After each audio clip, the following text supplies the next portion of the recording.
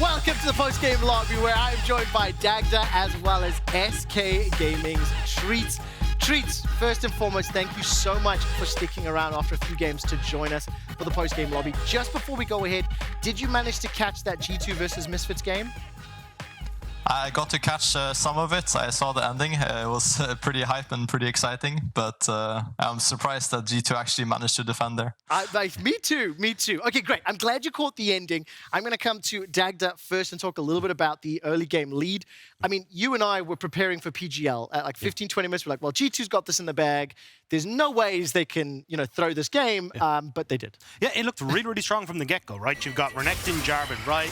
Let's go and make some plays on the top side, and we saw them play to it immaculately, right? They got this 4K gold lead ballooning out of nowhere, and they're very much playing to what was their win con, but we kind of saw once it got towards the mid-game and these fights started, well, kind of late game, I suppose, where these fights were going a bit awry, but I love watching Broken Blade in these fights. You'll see it on your screen here, where he was consistently finding these flanks, and when you're playing, the MC Hammer comp that we talked about earlier on, getting around the backline is really, really strong for this type of situation because you end up separating them out, and you see it here. Broken Blade, even when he goes down in some of these fights, is just doing such a good job at dissuading exactly what the opposition wants to do. I mean, G2, by the time this replay is over, will have picked up the Ocean Soul, will have generated a 9.6 thousand gold lead.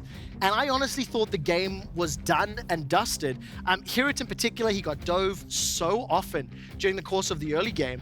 And just as a quick tidbit, as soon as this final fight happens around the Elder Dragon and it looked like Misfits were coming back, I actually asked our stats team to look it up. And when G2 lost to Misfits last year, they were down 10,600 gold, and Misfits were able to steal an Elder, were able to bring it back in. Treatz, when you're looking at this replay on your screen and Neon flashing over the wall to try look for FLICKR, how would you review that decision-making from a Jin with curtain call? Yeah, I mean, I think the decision-making should be looked at prior to him flashing in. I think they were just kind of at the stage where they're just like, screw it, let's just flash in, let's just fight really aggressively and see what happens. And I think that was the correct call in that moment. And him and Vito as well were just playing that fight super well, and it was impressive to see them be able to win that one. Yeah, I mean, absolutely. They ended up picking up the Elder, setting themselves up for Baron. Now, Treatz, when I look at the second replay, this is going to be some of this base defense and back and forth. Yep. As a professional player, what is going through your mind, or what do you think is going through both Misfits and G2's mind? Because this is one of the craziest endings to a game we've seen in a long time. Yeah, I mean, there's honestly not much going through your mind. You just really want to end no matter what. And as a defender, like, you can't let them end. So it just turns into this, like, everyone running forward and everyone just trying to brawl it out to end the game. And I think just patience comes in really handy here. It's kind of hard to be patient when you see your Nexus is exploding, but I think the G2 side played it exceptionally well. I mean, they absolutely did. Dagda, you and I were screaming our lungs out at the end of this game. What was going through your mind? Yeah, I really thought that at this point, right, we'd end up just seeing them go kill G2, then turn on towards the Nexus. But you see, right, like, they split up onto two different towers, so already they're kind of separated. And then they're not really deciding whether they want to kill the towers, kill the Nexus, or kill G2. So it ends up all over the point, and it means that eventually G2, they're able to slowly work through them bit by bit, kill off one, go heal off the Fountain, and pull off this magnificent defense. I mean, Dagda, it feels a little bit like G2 and Misfits are trying to impress you, because this looks a bit LPL-y to me. Yeah, look, you brought me to the LEC. I had to bring the LPL Fiesta to you guys, all right? And look, it was absolutely nuts, but yeah, the fact that you managed to get this sort of defense and this sort of back and forth, I mean, what a way to end the day, right? I mean, absolutely the case. G2 will close this game out. And Treatz, tell me a little bit about how you think it feels, let's say from the Misfits perspective, where honestly the game was lost, right? They were so far behind, they'd conceded salt. I mean, look at the gigantic lead. They have this moment where you hold your breath and you think to yourself, oh, they can come back in, and then they throw it away again. Like, how bittersweet can that be from a pro's perspective? Oh, I think it's really, really sad to lose this way. It almost feels better to just let them snowball completely and end the game. When you come back into the game, and I'm sure that they will just look at the base race and review the Nexus ending point of view, and they will just all come to the same conclusion, like, oh, we just would have won if we did the same thing, but we started hitting towers, hitting champions, run a bit back and forth, kind of throw it away. So it sucks from their perspective for sure. I have a personal opinion, and there's not many people on the broadcast team that agree with me. So this is why I'm going to say it now when I have a guest and a player.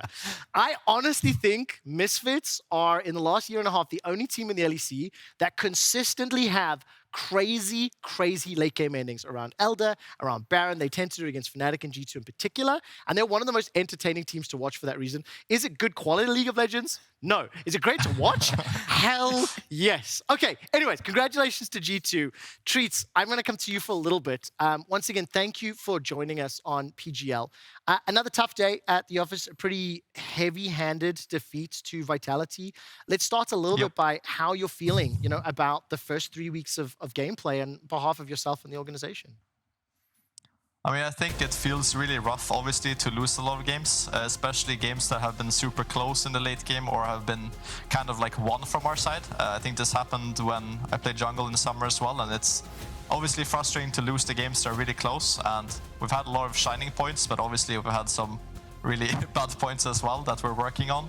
So it's been kind of up and down, but I think we just haven't got that many wins, which are necessary to just keep like making wins and making playoffs. So that's still our focus, and I think a win tomorrow would be a great start to that. I mean, it's going to be huge. A win tomorrow will be against BDS, of course. Before we get to that, I'm really, really glad you mentioned, playing jungle in summer, because I just want to remind our viewers that in spring, you were a support. In summer, you were a jungler. Then once you were out of playoff contention, you were then a shoutcaster and an analyst on the show. So you did 3 roles last year. How has it been for you now coming back to support after, honestly, what was one of the craziest professional years for any pro player?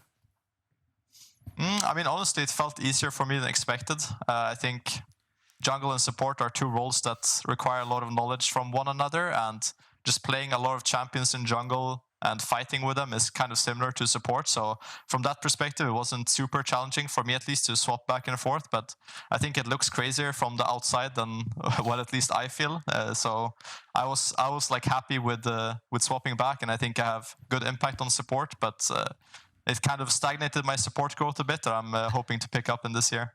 Was there anything that you found kind of transitioned over between the jungle and the support? Like, obviously, as you said, you work together quite a lot. Were there things that you kind of didn't appreciate as much when you were playing support that the jungler had to contend with, and now you have a greater appreciation and know how to work with it? Or was there anything along those lines that helped out?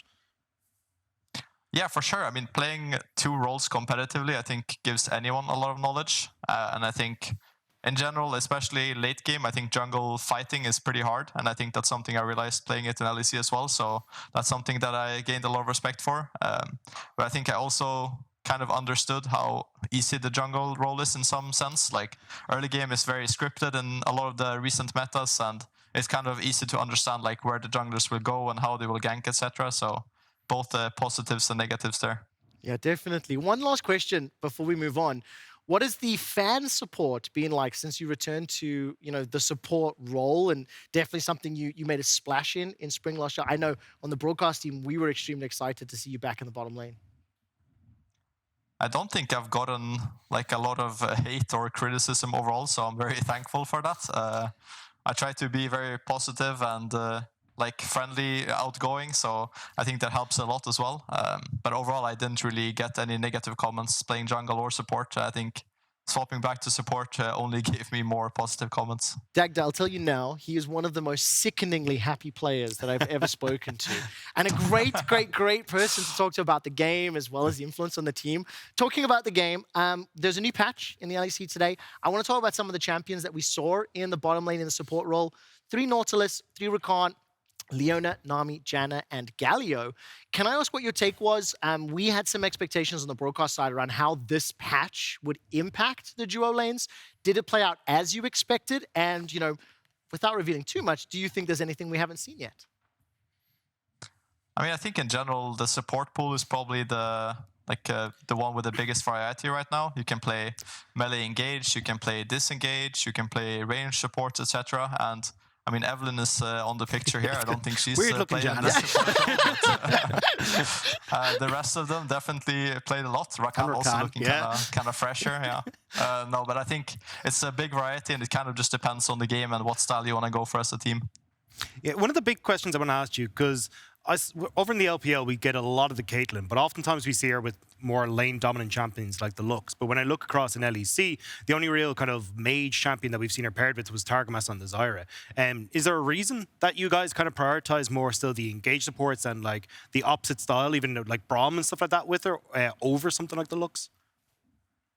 I think that's also, yeah, like an interesting point. I've seen it played a lot in Asia especially. And I think it's been played a lot in EU scrims as well. I think it's just something that, at least in EU, people consider have many counters. So I think it's kind of just like a risky play for a lane and win style, where in EU, I think a lot of the games are won are kind of through scaling. So I think it's just like risk versus reward, and EU and Asia have kind of different approaches on that. Well, let's take a look at some of the other standings after today's games, Treatz, because, of course, there's 6 games completed. It's 1/3 of the regular season. There's only going to be, 12 games remaining for everybody. With today's results coming in, BDS over Astralis, Rogue remaining undefeated, Vitality obviously going 3-0 after 0-3. What's your take? Let's start with Rogue beating Fnatic. Were you surprised by that result? Not really. I think that both teams are obviously really good and they've had a solid start to the season. I just think that Rogue has been more consistent in their like drafting and execution. So I would expect them to beat Fnatic in this early season. Maybe Fnatic will scale a bit better than Rogue into playoffs, but I think for now, I think Rogue is definitely the stronger team and they have very good meta read. And Dagda, of course, joining us for the first day on the LEC, enjoying some of the games. Any of the results today that kind of stood out to you or surprised? Well, I mean, I suppose not the result so much as kind of the execution that we saw coming out from G2. Okay. I thought that was going to be a little bit cleaner on their side, and certainly a team that I really like to watch because I feel like they play a style that's kind of similar to LPL, where you're trading very quickly across the map and you're trying to look for like summoner spells advantages or quick tempo plays, but not really seeing that here today. So I think that was the biggest surprise for me. Maybe not the results, but definitely the execution. I mean, this one's going to sting just a little bit. I'm sorry about this, Treatz, but I do have to talk about Vitality. They obviously go 0-3 in Super Week. Let's be frank, it was a dominant win today. Now they're sitting at 3-3. Dominant win, yeah. Treatz, what's your take on Vitality like as a team overall? A lot of fans obviously hold them as like potential finals contestants. Are they as scary in scrims and what you've seen, off stage as well as they are on stage? I think Vitality functions the best when they have a draft that fits them and they feel confident. And I think when they're taken away from that, I don't think they have the most solid performances. So I think today they had some special stuff cooked up, like the Gwen jungle, and he felt really confident on that, and it was a great pick for them. So I think if teams play really smart drafts against them and they're not really on comfort champs, then I can see them losing. But they have a really solid player foundation and skilled individuals, so obviously they're not bad. Yeah, not bad. That is a very fair statement. I do actually want to move us to schedule for tomorrow because Vitality will be playing against Rogue. I think when we look at the whole day, BDS versus SK, XL versus Astralis, these are hugely important games for the bottom of the table looking towards playoffs. Then you have the top 6 teams competing against one another. I mean, Dagda, you drew the best weekend of games and results to join the show. If you were to pick one matchup for tomorrow you're most excited about, what would it be? Rogue Vitality. I mean, Rogue going undefeated, Vitality trying to come back on an upswing. That is a banger of a game. It really is. I actually am going to ask predictions for those last 3 games. Before I do though, Treatz, let's talk a little bit about this matchup against BDS tomorrow. When I look to next week, you guys also play Astralis and then Misfits. Assuming you pick up some of those wins and considering XL 2 wins, BDS 2 wins, SK 1 win, Astralis 0, there is a real world in which you can move up towards that 6th place spot. How likely do you think that is? How confident do you guys feel knowing that, your future is a little bit in your hands right now? I mean, I think I play the best under pressure, so I think I will just try to lead my teammates by example and play even better than what I have so far. And I think it shouldn't be a problem for us, and we're super confident that we'll make playoffs and do well there. Oh, I really like that. It starts by beating BDS tomorrow. Okay, I'm going to get some predictions now. So for production, I don't know if we can get the schedule back up. For the last 3 games, I'm going to start with Dagda, and I just want to know who do you think is going to win between Misfits Mad Lions, then Vitality Rogue, then G2 Fnatic. I'm going to write these down so I can quote you tomorrow. So you can just come back and roast me tomorrow. Oh, yes. I plan to rinse it tomorrow. All right, so give me your predictions. I think Mad Lions, I think we'll have the edge over Misfits. I believe Rogue, just with what we've seen, how talented they've been changing and being flexible, actually, where I didn't really expect them to be. That last one, maybe Fnatic, but it's just more on what G2 had today. I think Fnatic get the edge. Yeah, I mean, look, I agree with you for Fnatic greater than G2. I think you're completely wrong. Misfits are going to smash Mad Lions. Vitality are going to smash Rogue. Treatz, give me your predictions for the last 3 games. Oh, I would say Mad Lions win. I would say Vitality win. I think they will get an outdraft on Rogue and take it. And then Fnatic. Yeah, I mean, 2 out of 3. I'm with Treatz on this one. I think he's wrong because Misfits are definitely going to beat Mad Lions. Listen, I just want to say thank you so much. Treatz, it is an absolute pleasure to have you on the show again. I'm very much looking forward to seeing how SK Gaming does against BDS tomorrow. Just before we start to head off, is there anything you'd love to say to the fans or to the viewers at home, people who are hoping for that SK playoffs run? I think in general, like times have been tough, guys. I know, I feel it as well. Greater times are ahead, and I'll keep working hard and make everyone proud. Well, it's fantastic. Treatz, once again, thank you so much. Best of luck to everybody else. That is it from us here tonight, but over in the LCS, the lock-in semi-finals start tonight with Dignitas facing off against Team Liquid for a spot in the finals. Tune in tomorrow for more LEC action, as well as G2 versus Fnatic in our match of the week. We will see you then. Good night, goodbye, and we'll see you around. Bye-bye.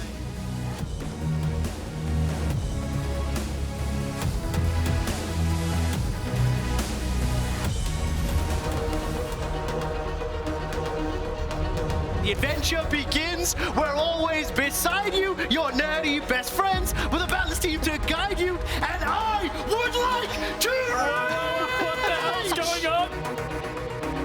We are kicking off week 3 of the LEC. These 2 teams fighting at the bottom of the table. BDS versus Astralis. Promise Q pops the quickness, looking to try and get on the back line, but the depth charge just knocks them all up, and one by one they are battered down by BDS. Mad Lions, they face up against XL in our second game. Expected favorites are the Mad Lions. Of course, the return of Mickey down towards the bot lane. Obviously, it's difficult to argue against the pedigree of the player. Yep. Very successful. Elioya in the back of the pit, he's chunked out. Patrick can step forward, Rika forced away. Elioya has to dash out of the pit. No way do you do this twice. Oh, he's knocked up by the Baron! He couldn't get back in! Hextech gate by Finn. He's going to get onto the back line. Armor tries to get in. Nuked up posts a stopwatch. Rika stepping forward. The Chaos Storm, and Armor finds the shutdown. His laning wasn't perfect, but that was a perfect execution of a flank and the perfect execution of XL. We're going to move on to a revitalized Team Vitality. They're looking to continue their win streak in the next matchup versus a struggling SK Gaming.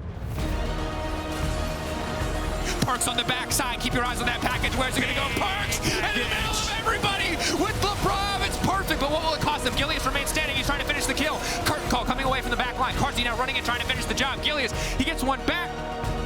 Incredible game from Vitality, continuing to play at the level that we saw in week 2, which is beginning to feel more and more like the true form of this team. Let's hope everyone rolls a crit today with Rogue and Fnatic facing off against one another. From downtown, the tornado locks them up. The follow-up, the CC, the shockwave pulling him back. Humanoid now knocked back into Team Razzler, trying to get something done. Humanoid just needs to lay down as much damage as humanly possible. It means he's going to get 1 kill back.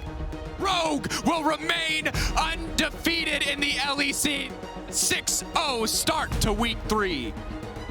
To the last game of the day, it is Misfits Gaming taking on G2 Esports. These are 2 teams from the top half of the standings looking to strengthen their playoff ambitions. Now the engage ticking off. They're trying to get something done. Misfits forcing a fight. It's a good call, but G2, are they too far ahead? Now Alti coming across. VTO buying a bit more time, but he's going to get burned out before the fight kicks it off. And now Broken Blade comes into the back line. Misfits had a man advantage for a brief moment, but it will not